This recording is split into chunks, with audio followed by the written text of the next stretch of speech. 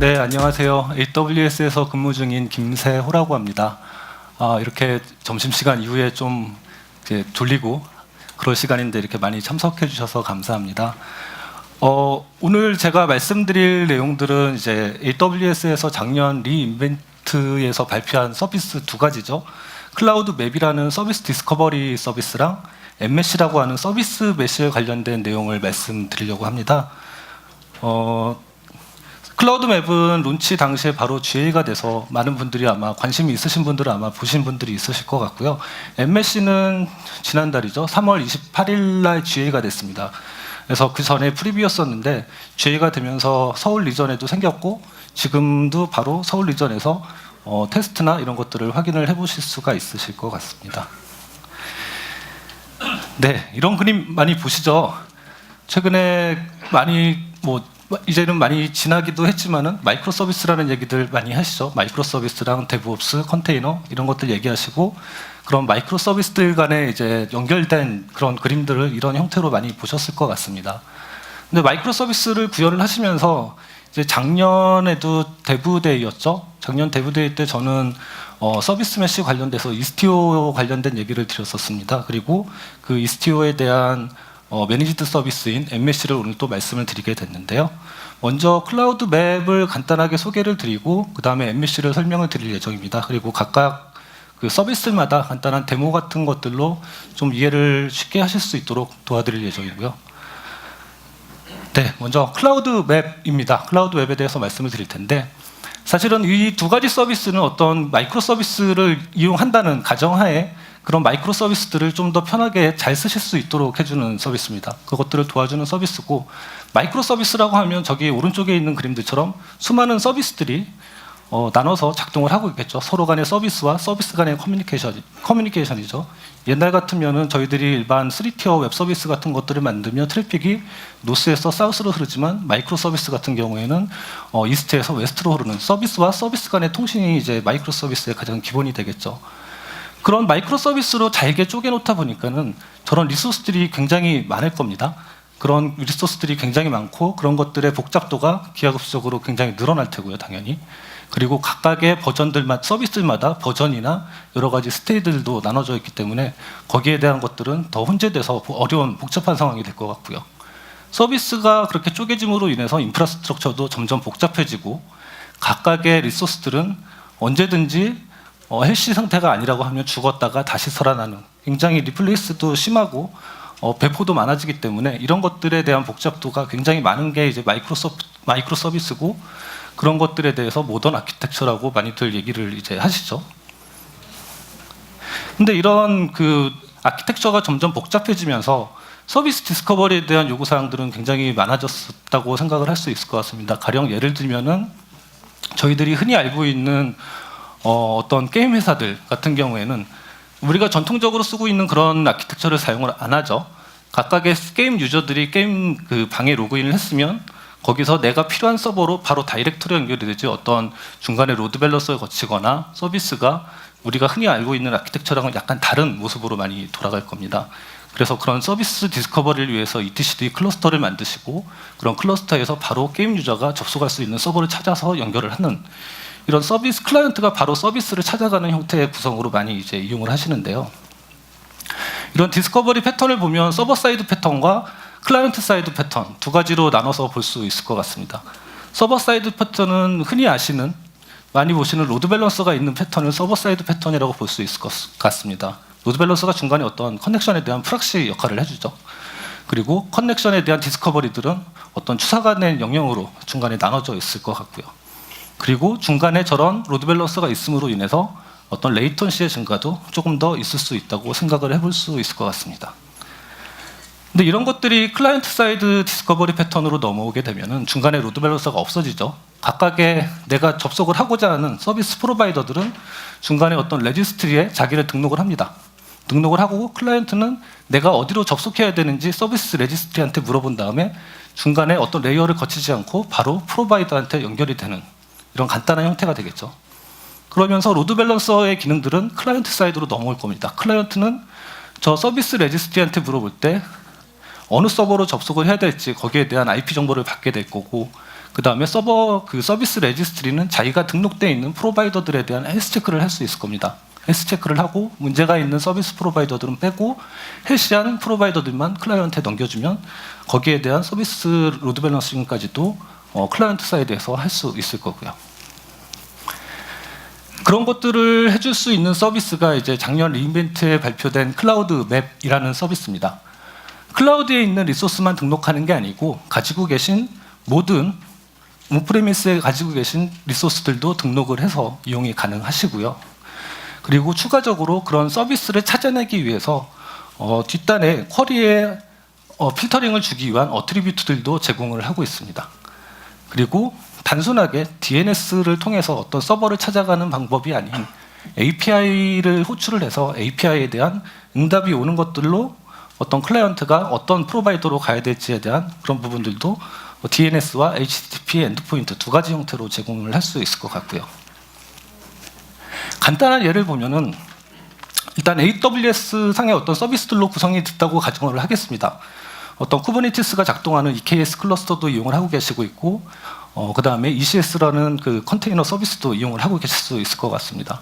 람다라는 어떤 서버리스 컴퓨팅 서비스도 있으실 거고, 데이터를 저장하는 S3 스토리지, 그리고 어떤 RDS 이런 다양한 리소스를 사용을 한다고 가정을 하게 되면 각각의 서비스와 서비스들, 서비스와 데이터베이스, 서비스와 스토리지가 통신을 하기 위해서는 중간에 어떤 DNS나 이런 형태의 IP 주소나 그런 것들을 이용을 하고 계시겠죠. 근데 그런 것들에 대해서 클라우드 맵을 이용하시면은 저렇게 클라우드 맵에 있는 네임스페이스로 각각의 서비스의 특성을 구분화시켜서 접속할 수 있는 방법들을 찾을 수가 있을 겁니다. 예를 들면은 어떤 데이터를 저장하는 그런 스토리지 같은 경우에는 어떤 내가 프라이빗하게 사용할 수 있는 그 VPC 안에서만 접근이 가능한 DNS 이름에 어떤 쉐어드라는 이름을 줄 수도 있을 거고요.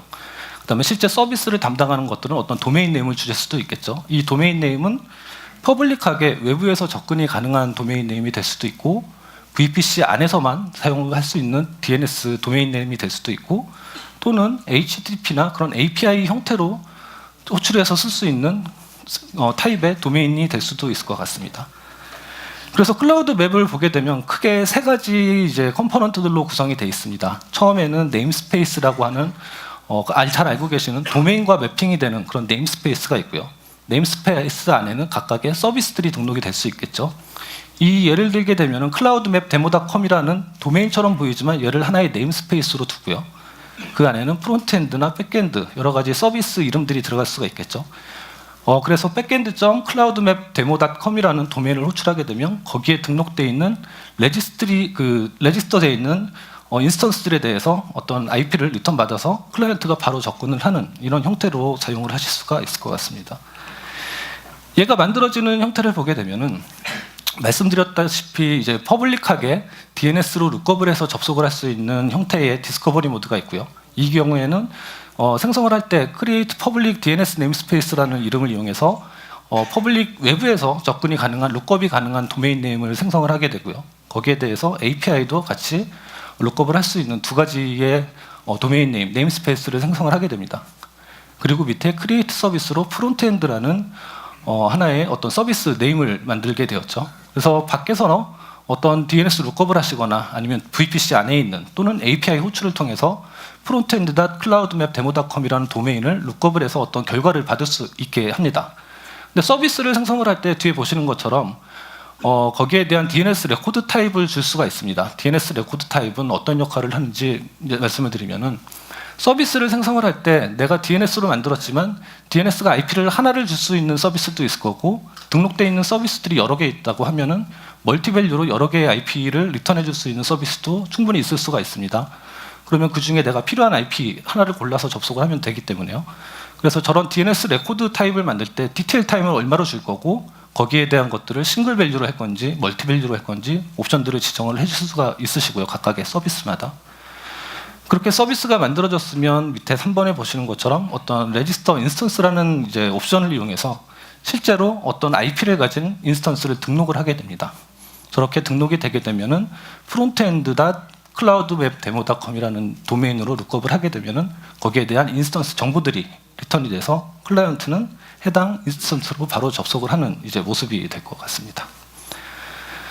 네, 그렇게 이제 퍼블릭한 DNS 룩업이나 HTTP 엔드포인트로 할 수 있는 API 디스커버리 두 가지 외에도 API만 사용하실 수 있는 케이스들도 있습니다. 예를 들면 도메인이 없는 경우들도 있겠죠. 이런 도메인이 없는 경우들이라고 하면은 예를 들면 어떤 S3의 특정 버켓의 특정 디렉토리 아니면 다이나모DB의 특정 테이블들 이런 걸 접근하기 위해서는 사실은 어떤 도메인 이름으로 이용을 하시지는 않고 계시죠. 그런 것들에 대한 것들도 클라우드 웹에 등록을 해놓고 여기 보시는 것처럼 이 경우에는 S3의 어떤 특정 버켓을 이제 지정을 했는데 만약에 다이나모DB 테이블의 어떤 테이블을 클라우드 웹에 등록을 해놓고 접근해서 사용을 하시다가 테이블이 바뀌었다.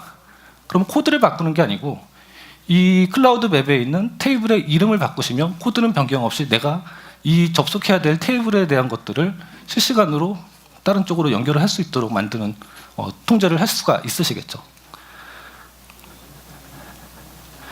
네, 그래서 저런 등록되어 있는 인스턴스 아니면 리소스들에 대해서는 저런 디스커버 인스턴스 명령을 가지고서 이제 거기에 대한 룩업을 디스커버리를 하실 수가 있으신데요. 이런 것들은 저런 API 형태로 AWS 서비스 SDK를 이용해서 API 형태로 호출을 해서 리턴을 받거나 아니면 DNS 룩업을 이용해서도 하실 수도 있으십니다. 그리고 추가적으로 말씀드렸던 어트리뷰트도 이용을 하실 수가 있으세요. 예를 들면 인스턴스가 4개가 작동을 하고 있는데 그 중에 2개는 프로덕션에서 작동을 하고 있는 것들이고 2개는 테스트에서 작동을 하고 있습니다. 그리고 각각의 프로덕션에 있는 서버들도 하나는 버전 1.0이고 하나는 버전 2.0 그리고 실제 얘가 사용이 되는지에 대한 어떤 어트리뷰트 태그 정보들을 프로덕션이랑 테스트 용도로 이제 만들어 뒀고요. 이것들에 대한 쿼리를 할 때 얘네들이 같은 도메인 밑에 등록이 서비스 디스커버리 등록이 돼 있다고 하면은 쿼리 조건에 어트리뷰트를 줄 수 있습니다. 스테이지가 프로덕션인 것들만 리턴을 해라. 그러면 여러 개의 리소스들, 여러 개의 버전들 혼재되어 있다고 하더라도 내가 원하는 어트리뷰트로 내가 원하는 서버들에 대한 값들만 필터링해서 끌고 올 수 있겠죠. 스테이지는 프로덕션이라고 하면 위에 있는 2개의 IP만 리턴이 될 겁니다. 버전이 1.0인 서비스를 디스커버리 하게 되면 저 왼쪽에 있는 2개에 대한 인스턴스 정보들만 리턴이 될 거고요. 그 다음에 버전이 2.0이고 여러 개의 필터 조건을 이용해서 레디 상태인 거를 찾게 되면 저 서버 한 대만 리턴이 되겠죠. 그래서 저런 어트리뷰트 베이스로 이제 여러 개 수많은 그 리소스들 중에서 내가 필요한 리소스들만 디스커버리를 해가지고 이용을 할 수 있고 그런 것들을 이용해서 내 트래픽을 어느 쪽으로 전달을 할지 서버들이 여러 개 있다고 하면 지금 개발 환경이라고 하면 어트리뷰트에 개발이라는 태그만 주고 거기에 맞는 IP만 찾아서 연결을 하게 되면 개발 서버만 연결이 되겠죠.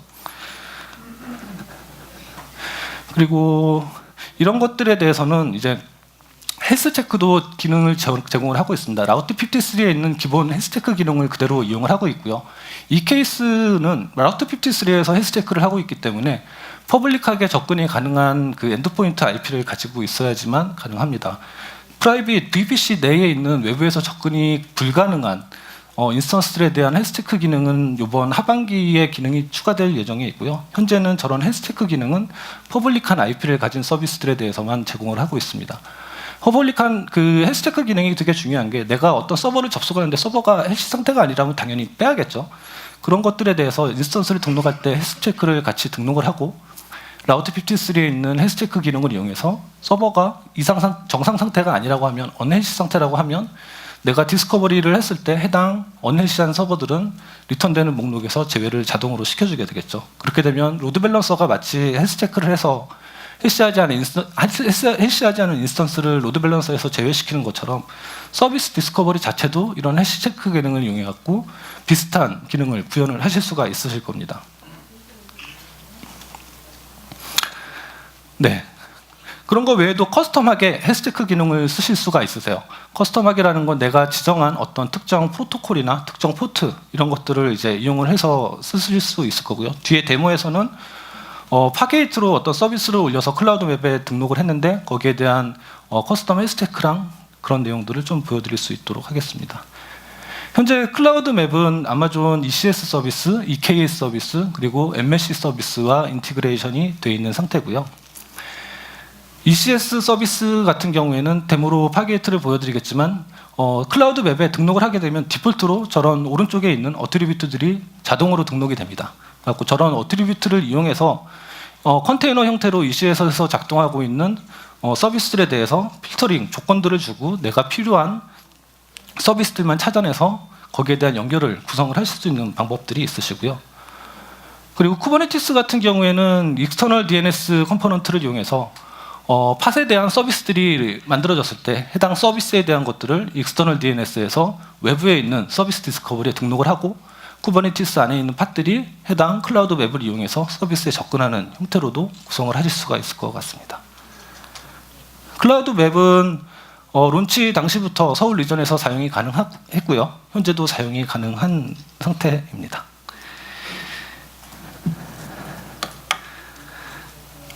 네, 간단한 이제 데모 내용을 좀 보여드리려고 하고요. 먼저 클라우드 맵 콘솔 이제 서울에 있는 내용입니다. 제일 처음 말씀드렸던 것처럼 어떤 서비스 도메인에 대한 네임 스페이스가 존재를 해야 될 것 같습니다. 그래서 네임 스페이스를 이제 이용할 건데요. 제가 어떤 썸밋 관련된 네임 스페이스를 하나 만들어 놨고, 그 다음에 어떤 스토리지가 사용을 할 쉐어드 네임 스페이스를 하나 만들었습니다. 그리고 보시는 것처럼 네임스페이스의 각각의 타입들이 API 형태만 지원을 할 건지, 어떤 프라이빗 DNS와 API 형태를 같이 지원을 할 건지, 퍼블릭 DNS와 API 형태의 콜을 지원할 건지 세 가지 타입 중에 선택을 하실 수가 있으시고요. 이 S3에 대한 것들은 API 콜 형태로만 쓰겠다고 하고 생성을 누르겠습니다. 그리고 만들어 놓은 서울 썸밋에 대한 어떤 네임스페이스를 만들었는데요. 여기에 서비스가 등록된 게 지금 하나도 없죠. 해당 서비스를 하나 만들어서 먼저 보겠습니다. 그래서 서비스 네임을 프론트엔드라고 주게 되면 frontend.2019 서울.submit이라는 도메인으로 API 형태의 호출이나 아니면 이거 같은 경우엔 프라이빗 DNS이기 때문에 VPC 안에 있는 다른 인스턴스들이 해당 이름을 이용해서 룩업을 하고 디스커버리를 할 수 있을 것 같습니다. 이 DNS 컴피그는 말씀드렸던 것처럼 어떤 여러 개의 등록되어 있는 IP 중에 하나의 IP만 리턴을 할 것인지 여러 개의 IP를 같이 멀티밸류로 할 것인지 선택을 하실 수가 있으시고요. 먼저는 하나의 IP를 리턴하는 형태로 하고 생성을 해보겠습니다. 그래서 프론트엔드라는 서비스 네임을 하나 만들었고요. 또 다른 서비스 네임을 하나를 이용해서 얘는 멀티밸류를 리턴해주는 형태로 DNS를 생성을 해보겠습니다. 이렇게 하면은 프론트엔드랑 웰컴이라는 두 개의 서비스가 만들어졌고 해당 서비스들은 2019 서울.submit이라는 도메인의 네임스페이스에 속한 형태가 되겠죠. 이제 여기다 서비스를 한번 등록을 해볼 텐데요. 먼저 프론트엔드 쪽에 등록을 해보겠습니다. 프론트엔드 쪽에 서비스 아이디를 가지고 제가 가지고 있는 인스턴스 몇 개를 등록을 해보겠습니다.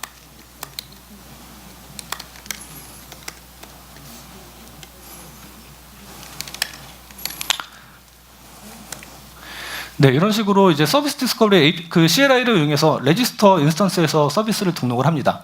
그리고 거기에 대한 서비스의 인스턴스에 대한 이름들, 여기는 이제 그 이름 별칭은 임의로 지정해서 주셔도 상관이 없고요. 거기에 대한 어트리뷰트로 해당 인스턴스의 IP 주소, 스테이지, 버전, 액티브 상태 이런 것들을 같이 등록을 하고 실행을 시켰습니다. 그리고 또 다른 인스턴스를 하나 더 등록을 해보겠습니다.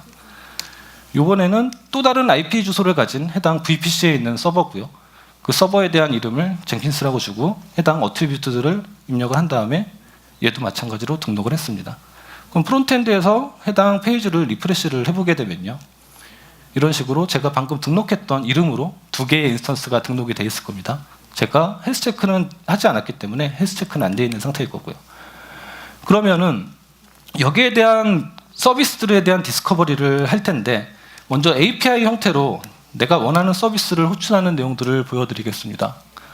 네, 여기 보시면은 이제 서비스 디스커버리를 하는데 네임스페이스는 2019 서울 썸밋이고요. 거기에 대한 서비스 이름은 프론트엔드, 거기에 대한 쿼리 파라미터 어트리뷰션을 줘가지고 제가 버전은 1.0이고 액티브인 상태의 어떤 서버만 찾아보겠다라고 쿼리를 주게 되면 제가 등록했던 것 중에 요 레이즈라는 이름으로 등록한 서버가 실제 버전 정보는 1.0이고 액티브는 yes이기 때문에 거기에 대한 서버의 IP 주소를 리턴을 해주게 됩니다. 이 IP 주소 가지고 해당 서버로 접속을 하면 되겠죠. 그러면 또 다음에는 1.0이 아니고 버전이 2.0인 서비스 서버에 대해서 쿼리를 해보게 되면 이런 식으로 젠킨스 등록했던 다른 서버고 버전이 2.0인 서버에 대해서 리턴을 해주게 됩니다. 이런 것들이 룩업, DNS 룩업 형태가 아닌 각각의 서비스들이 AWS SDK를 이용해서 API 호출 형태로 DNS 룩업처럼 작동을 하는 이제 형태고요.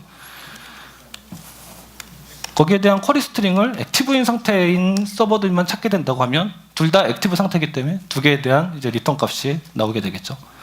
이런 API 형태의 이제 룩업이 아닌 해당 똑같은 VPC, 이 네임스페이스가 작동하고 있는 VPC 안에 있는 어떤 서버에 접근을 해서 이 서버 안에서 제가 등록을 했던 frontend.2019 서울 submit이라는 도메인으로 DNS 룩업을 해도 해당 IP 주소가 리턴이 됩니다. 이 27.230이라는 IP는 위에서 보셨던 이 레이즈라는 서버로 명령을 했던 이 서버의 IP 주소가 되겠죠. 해당 서버에 대한 IP 주소를 해당 VPC 안에 있는 서버들은 DNS 룩업 형태든 API 콜 형태든 두 가지 다 이용해서 호출을 하실 수가 있으시고요. DNS 룩업 타임, TTL 타임을 60초로 맞춰놨기 때문에 아마 계속 룩업을 돌아가면서 하게 되면 그 두 개의 IP가 번갈아 가면서 나오게 될 겁니다. 이런 식으로. 그래서 해당 서버들에 대해서 IP를 TTL 타임이 끝났으면 거기에 대한 새로운 IP를 받아올 테고 여기에다 헬스체크까지 넣게 되면은 헬스체크를 해서 어네시한 인스턴스는 빼고 IP가 리턴이 되겠죠. 이런 식으로 그 DNS를 이용한 형태의 호출 방법도 있지만 이런 작동하고 있는 서버, DNS를 등록한 서버가 아닌 어떤 S3나 다이나모DB 테이블 같은 것들도 이용을 하실 수가 있으실 거고요. 거기에 대한 것들을 하나 간단하게 보여드리도록 하겠습니다. 해당 네임스페이스에 따른 HTTP 형태로 아까 쉐어드라는 걸 만들었죠. 여기에 쉐어드라는 서비스에 대해서 어떤 로그라는 이름을 주게 되고요. 거기에 대해서 서비스를 만들게 되면 로그스라는 이름이 생겼습니다. 그러면 내가 원하는 얘는 이제 인스턴스 서비스를 직접 하는 애들이 아니고 어떤 스토리지 용도들 공유할 수 있는 이제 자원들이라고 하면 쉐어드라는 그냥 이름을 주게 된 거죠. 데이터베이스라고 하면 뭐 뒤에 DB라는 이름 임의로 주실 수도 있을 겁니다. 그럼 이런 그 등록되어 있는 저런 HTTP 형태만 지원하고 있는 서비스들에 대해서도 서비스를 등록을 할 거고요.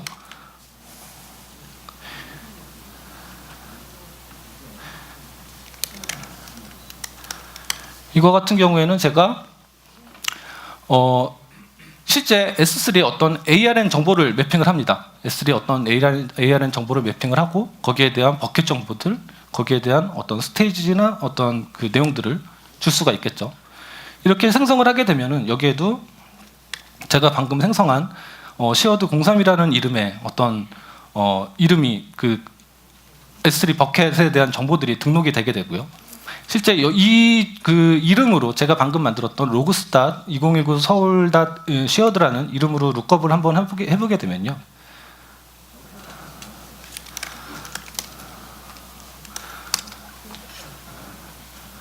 해당 S3에 대한 정보들, 해당 S3 그 정보들에 대한 로그가 저장되는 디렉토리 패스들이 이렇게 리턴이 되게 됩니다. 그러면 이런 것들이 내가 가지고 있는 코드나 어떤 환경 설정 파일이나 이런 데 두실 필요가 없이 가지고 있는 모든 리소스들에 대해서 서비스 디스커버리에 놓고 해당 서비스 디스커버리의 API 호출을 통해 가지고 코드에서는 이게 어느 버켓에 어느 디렉토리에 저장이 되는지를 구성을 하실 수가 있으시죠.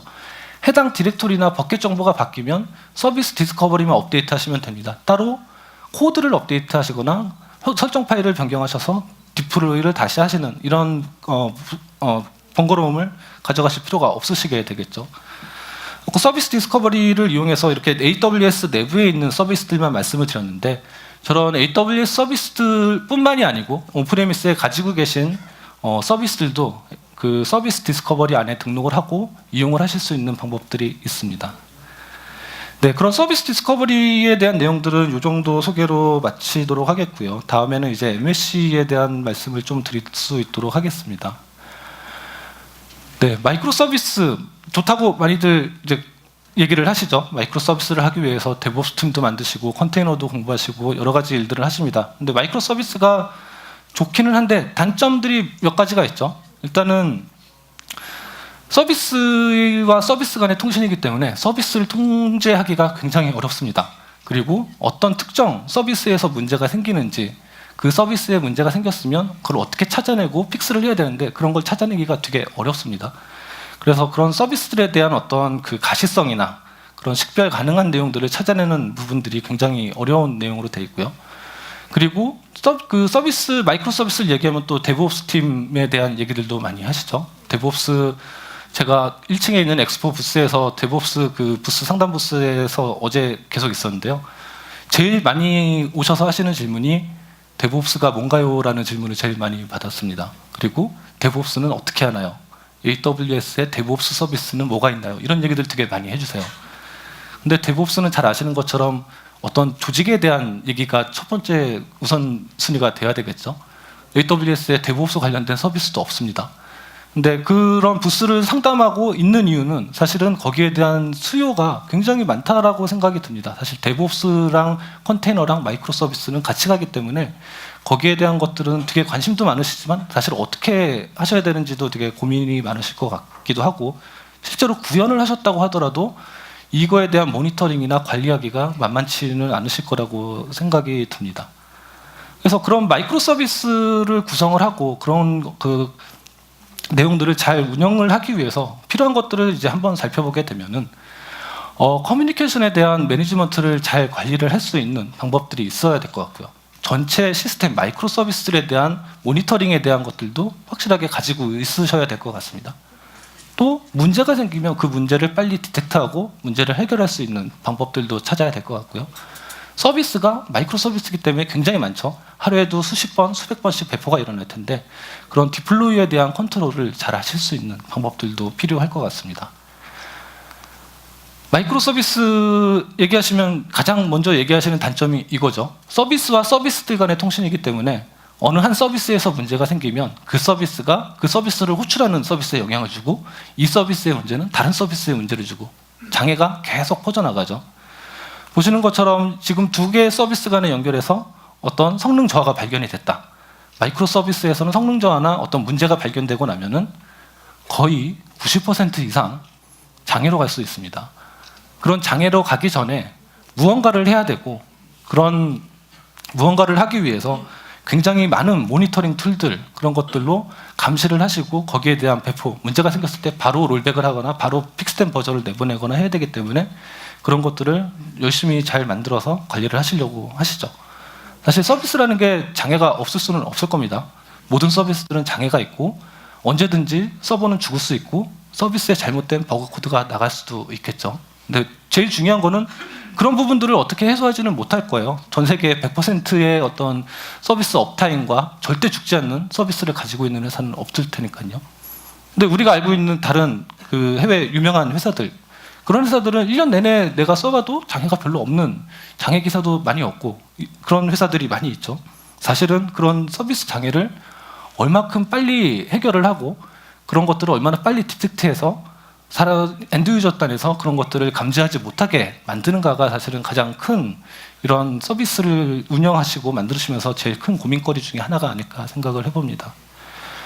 그래서 그런 탄력적인 문제가 생겼을 때 그런 문제에 대해서 바로 해결을 할 수 있고 그런 것들을 찾아내서 트래픽이 이쪽으로 버전 1으로 가고 있었는데 버전 1, 새로 디플로이된 버전에서 문제가 버전 2에서 생겼으면 다시 빨리 버전 2로 돌릴 수 있거나, 그런 걸 하기 위해서는 재빨리 배포를 하거나 롤백을 하거나 모니터링, 감지, 얼러트 여러 가지 그 이벤트 트리거링해서 받을 수도 있겠죠.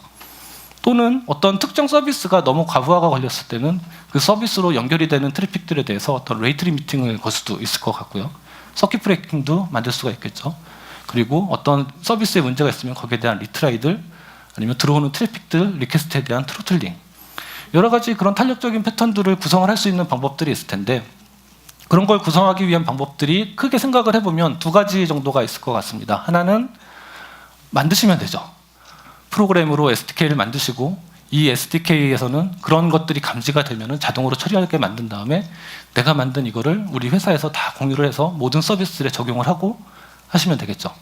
그렇게 각각의 어떤 어플리케이션 안에 프로세스 안에 SDK 형태로 그런 그 탄력적인 서비스에 대한 트래픽 쉐이핑이나 서킷 브레이킹이나 리트라이나 구현을 해놓고 쓰시면 되겠죠. 대표적인 게 몇 년 전까지만 하더라도 넷플릭스나 많은 회사들이 깃허브에 오픈소스로 내놨던 그런 것들이, 그런 라이브러리들이 그런 형태가 되겠죠.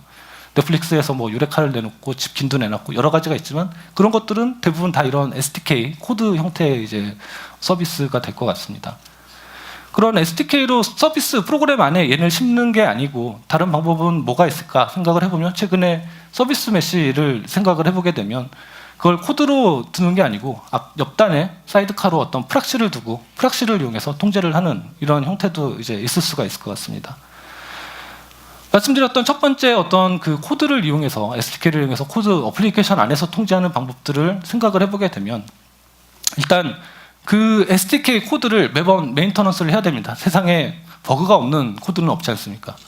문제가 있으면 SDK를 메인터넌스하고 다시 그 SDK 적용한 모든 서비스들을 다시 컴파일해서 내보내야겠죠. 어플리케이션 코드가 바뀌어야 됩니다. 그리고 이런 것들에 대한 개량이나 개조가 계속 들어가야겠죠. 그리고 내가 모르는 디펜던시도 있을 수가 있습니다. 왜냐하면 한국은 자바를 굉장히 사랑하고 자바를 많이 쓰지만 보통 저희가 마이크로 서비스를 얘기할 때는 각각의 팀들이 원하는 언어로 마음대로 개발을 하라고 얘기를 하죠. 그러면 랭귀지가 자바 하나가 아니고 파이썬이 됐던 노드가 됐던 C++이 됐던 다양한 언어가 있으면 그 다양한 언어에서 그런 기능을 지원할 수 있도록 SDK도 만들어져야 됩니다. 점점 그 SDK 메인터넌스 하는 분들이 힘들어지시겠죠. 근데 얘네들을 이제 사이드카 형태의 프락시로 빼게 되면 들어오는 모든 트래픽들에 대해서 이 프락시가 통제를 할 수 있도록 만들 수 있을 것 같습니다. 코드는 그냥 코드만 작동을 하면 되겠죠. 이 코드에서 트래픽을 쉐이핑하거나 어떤 리트라이를 하거나 서킷 브레이킹을 하거나 이런 코드가 어플리케이션 코드 안에 들어가 있을 이유가 없겠죠. 앞단에 프락시에서 그런 것들을 해주면 됩니다. 그래서 그런 프락시 형태로 빼게 되면 제일 첫 번째로 랭귀지 디펜던시가 없어지겠죠. 그리고 해당 프락시에서 들어오는 트래픽들이나 이런 것들에 대해서 로깅, 모니터링, 그런 매트릭 정보들을 중앙에 어떤 대시보드 서버로 날려줄 수 있는 형태의 구성들도 할 수가 있을 것 같습니다. 그리고 가장 좋게는 어플리케이션은 어플리케이션 자기 역할, 비즈니스 로직만 돌아가기 때문에 그런 오퍼레이션 관련된 그 부분들은 다 프락시로 빼고 어플리케이션은 실제 비즈니스 관련된 로직만 작동하고 있는, 이렇게 분리되어 있는 디커플된 형태로 만들 수도 있겠죠. 근데 그런 거를 만들려고 하면은 실제로 프로덕션에서 사용할 수 있는 그런 기능을 제공해주는 서비스들을 구성을 하려면 제일 중요한 게, 사실은 프락시는 각각의 어플리케이션 마이크로 서비스마다 붙여서 사용을 하면 되기 때문에 걔는 어렵지가 않을 것 같습니다. 데이터 플레인 쪽은. 근데 중요한 거는 그런 서비스들이 만약에 100개 아니면 1000개가 있다. 그럼 1000개의 서비스마다 각각의 프락시를 붙여놓으면 1000개의 프락시가 떠서 작동을 할 테고 1000개의 프락시를 누군가가 통제를 해줘야 될 텐데, 그러기 위해서 어떤 컨트롤 플레인이 필요할 것 같습니다. 이스티오 같은 서비스 메시를 보게 되면은 3개의 중요한 컴포넌트들이 있죠. 하나는 이제 파일럿이라고 하는 폴리시를 각각의 프락시로 내려주는 컴포넌트가 있고요. 각각의 들어오는 트래픽들에 대해서 받아서 텔레메트리 정보를 넘겨주는 믹서라는 컴포넌트가 있고, 각각의 서비스 간의 통신을 인증이나 보완을 해주는 시타델이라는 컴포넌트가 있죠.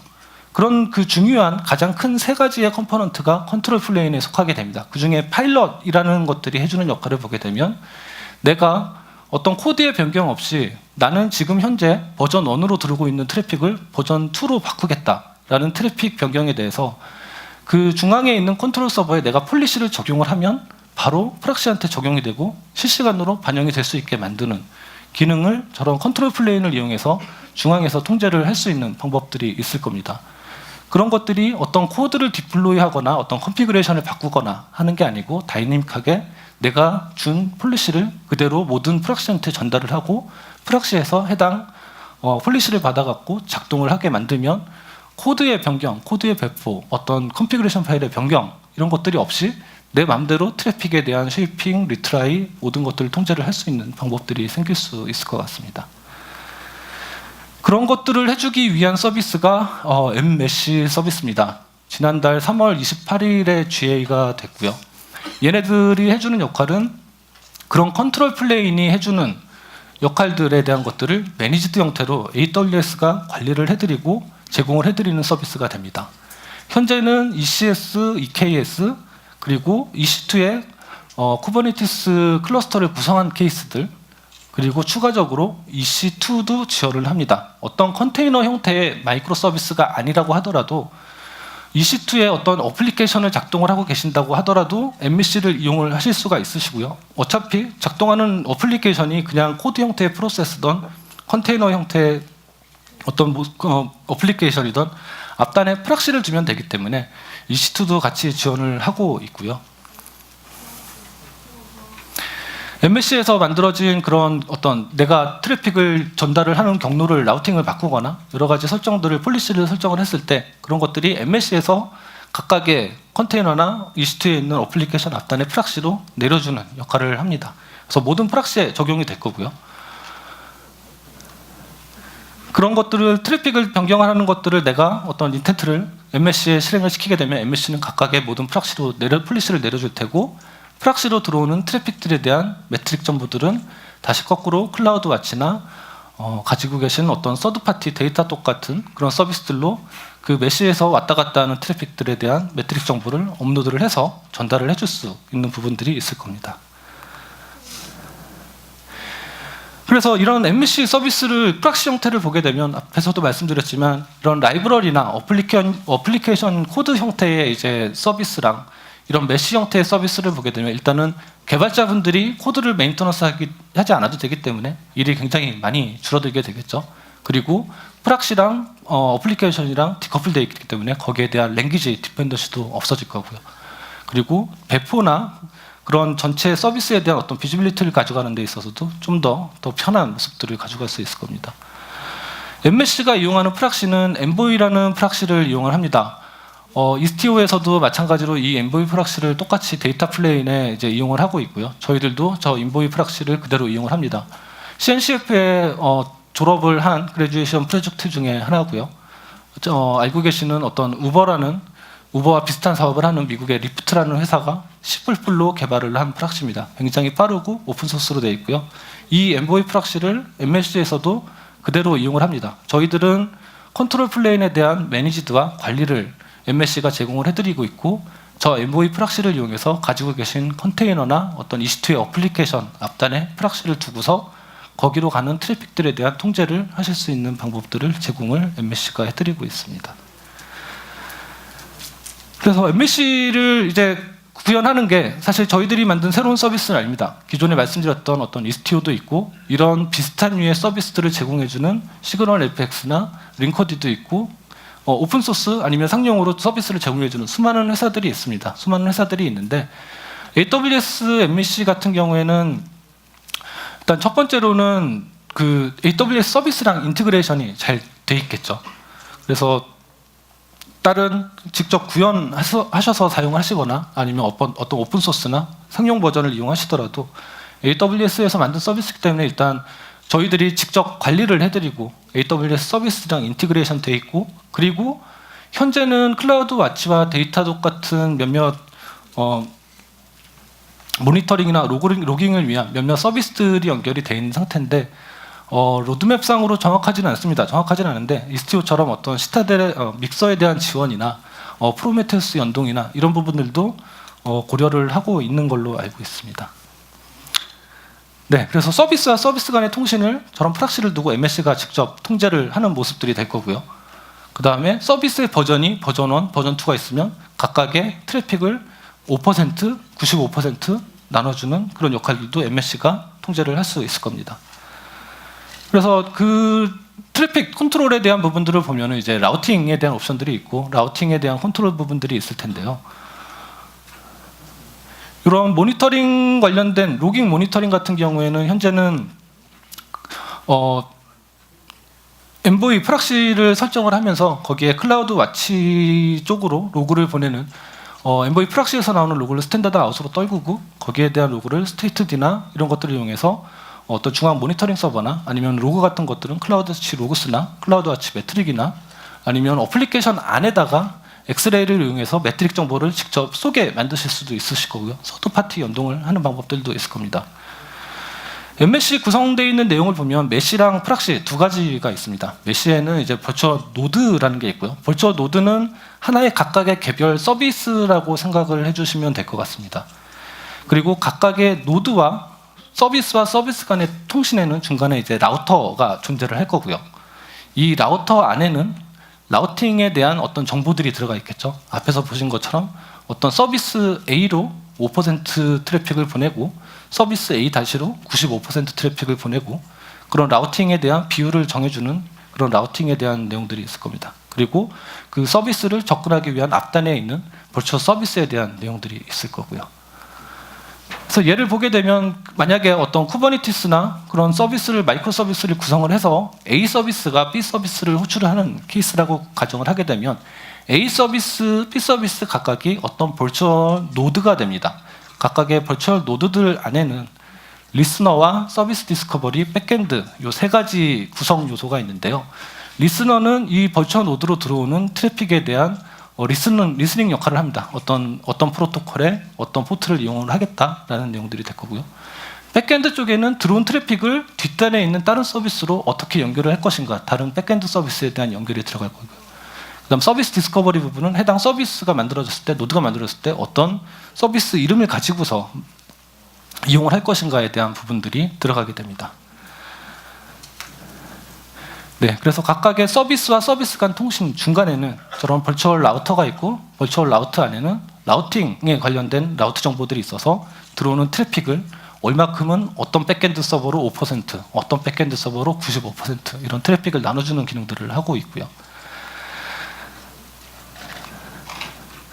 네, 그래서 각각의 서비스와 서비스 간에 계속 연결이 될 테고 그런 A 서비스, B 서비스, C 서비스 중간중간에는 각각의 서비스들을 버추얼 노드로 디파인을 하고 서비스와 서비스 간의 통신에는 버추얼 라우터를 두고서 라우터를 통해서 이제 통제를 하는, 트래픽에 대한 통제를 하는 모습들입니다.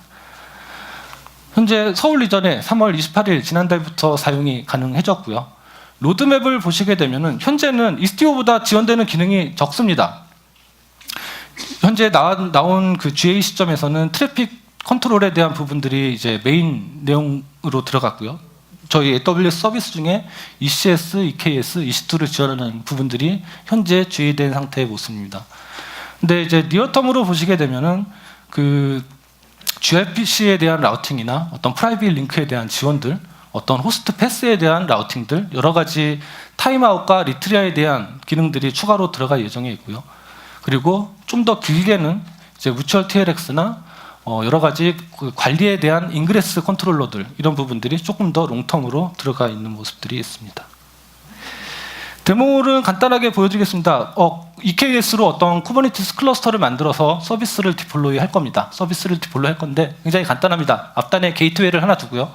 들어오는 트래픽들을 그 게이트웨이를 통해서 뒷단에 있는 어떤 컬러를 얘기해주는 각각의 서비스들로 이제 연결을 할 겁니다. 각각의 컬러를 연결해주는 서비스들은 나는 흰색, 검은색, 빨간색, 파란색 이런 색에 자기가 제공하고 있는 컬러에 대한 것들을 내용을 얘기를 해줄 텐데요. 그런 것들을 서비스 메쉬를 구성하고 앞단에 각각의 서비스마다 인보이 프락시를 두고 얘네들이 어떻게 작동하는지 한번 보도록 하겠습니다.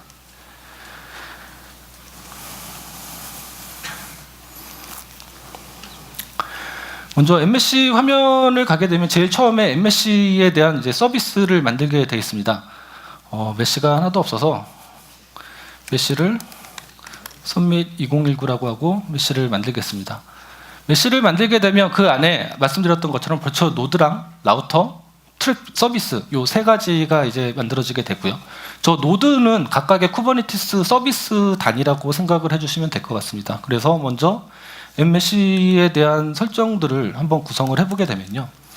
제일 먼저 할 거는 그 각각의 서비스들, 4가지 색깔을 얘기해주는 서비스들에 대한 버추얼 노드를 만들 겁니다. 보시는 것처럼 각각의 버추얼 노드는 리스너랑 서비스 디스커버리, 버추얼 백엔드 이 3가지를 가지고 있는데 얘네들은 뒤에 연결할 서비스가 없기 때문에 백엔드 디파인을 안 합니다. 이거는 간단하게 어떤 그 나는 검은색이다 라는 걸 얘기해주는 컨테이너가 있고 해당 컨테이너를 이런 리스너나 서비스 디스커버리를 가지고 있는 MSC에서 인식할 수 있는 버추얼 노드로 가상적인 디파인을 해주는 형태입니다. 그래서 먼저 버추얼 노드 네임을 어떤 블랙 버추얼 노드라고 지정을 했고요. 서비스에 대한 포트는 9080 HTTP 포트를 가지고 있습니다. 거기에 대한 헬스 체크도 하고 있고요. 이런 버추얼 서비스를 만드는 버추얼 노드들을 블랙, 블루, 레드, 화이트 네 가지를 만들어서 버추얼 노드들에 대한 디파인을 할 거고요. 블랙을 만들었고, 블루를 만들었고, 레드, 화이트 4개의 컨테이너를 만들 거기 때문에 4개의 버추얼 노드를 이제 디파인을 했습니다. 버추얼 노드에 들어가서 보면은 이런 식으로 4개 방금 만들었던 버추얼 노드들이 디파인이 되겠죠. 디파인이 됐으면 들어오는 앞단의 게이트웨이가 각각의 뒷단에 있는 버추얼 노드로 트래픽을 전달하기 위한 이제 라우터가 필요합니다. 라우터가 필요한데 라우터에 대한 내용들을 보게 되면 이 컬러에 대한 버추얼 라우터를 만들고 거기에 대한 포트만 일단 매핑을 해둡니다. 그래서 얘도 버추얼 라우터를 생성을 하고요. 버추얼 라우터를 생성을 했기 때문에 들어가서 보면 버추얼 라우터가 하나 보이겠죠. 하나 보이는데 들어오는 트래픽, 이 라우터로 들어온 트래픽들을 뒷단의 노드로 어떻게 전달하는지에 대한 라우팅 테이블은 아직 디파인이 안 돼 있습니다. 거기에 대한 디파인을 이제 할 텐데요. 보시는 것처럼 그 버추얼 라우팅에 대한 테이블들을 화이트, 블루, 레드 3개의 버추얼 노드들로 웨이트를 1씩 줬습니다. 3개가 번갈아 가면서 트래픽을 받게 되겠죠. 이 라우터가 게이트웨이를 통해서 들어오는 트래픽들을 각각의 뒤에 있는 화이트, 블루, 레드로 하나하나씩 전달을 해줄 것 같습니다. 그러면 거기에 대한 라우팅 테이블도 정의를 하고요.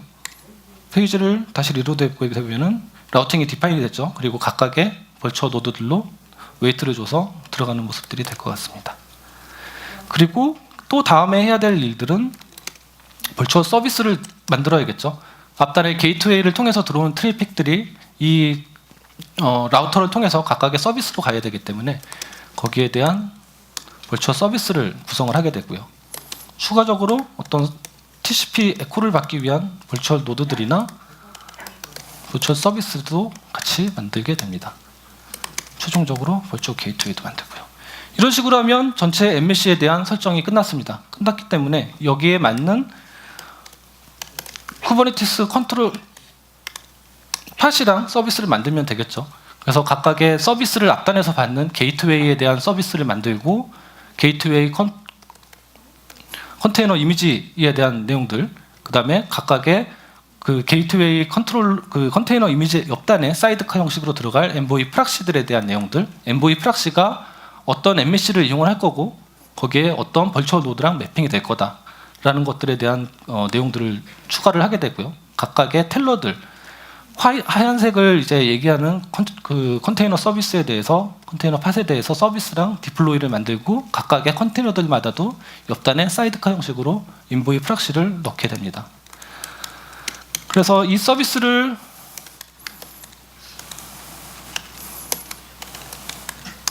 디플로이해서 제가 가지고 있는 EKS 쿠버네티스 클러스터에다가 게이트웨이 하나, 그 다음에 각각의 화이트, 블랙, 블루, 레드 4가지 컨테이너에 대한 디플로이먼트랑 서비스를 구성을 했습니다.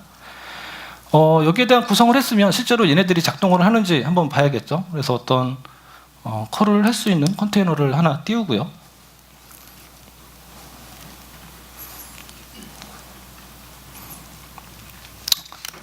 이쪽에서 내부에 있는 저 게이트웨이 서비스로 리퀘스트를 계속 보냅니다. 게이트웨이 서비스 쪽에 어떤 컬러를 주는지 리퀘스트를 보내게 되고 이 게이트웨이는 받아서 뒤에 있는 여러 개의 컨테이너들, 색깔을 알려주는 컨테이너들한테 요청을 보내게 되겠죠.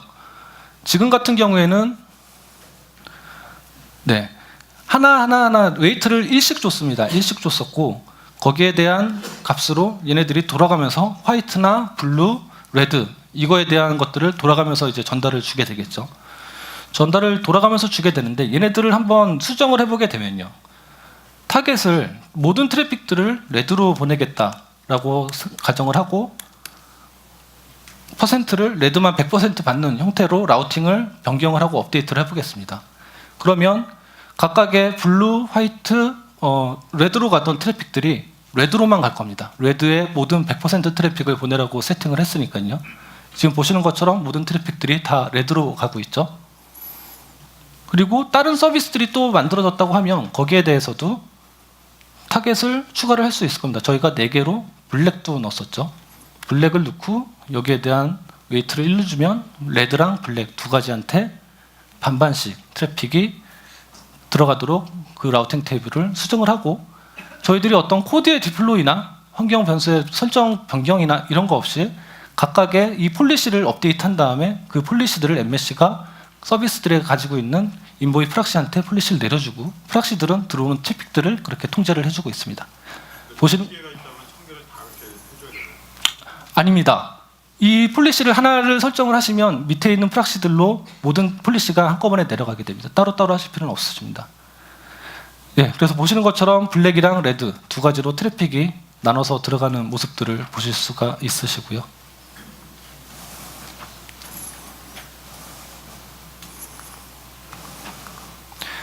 네, 관련된 내용들은 저희 이제 홈페이지나 아니면 GitHub에 이런 소스들이 있습니다. 그리고 특히나 MSC에 대한 로드맵은 저희들이 EKS랑 마찬가지로 GitHub 상에 공개를 하고 있습니다. 그래서 MSC에 언제쯤 어떤 기능들이 추가가 될 거고 하는 내용들을 보실 수가 있으실 것 같습니다. 네, 시간이 약간 오버됐는데요. 오버돼서 죄송합니다. 긴 시간 들어주셔서 감사하고 언제든지 필요하신 부분이 있으시면 이 앞에서 기다리고 있겠습니다. 질문사항이 있으시면 이 앞에서 따로 말씀을 주셔도 될 것 같습니다. 수고하셨습니다.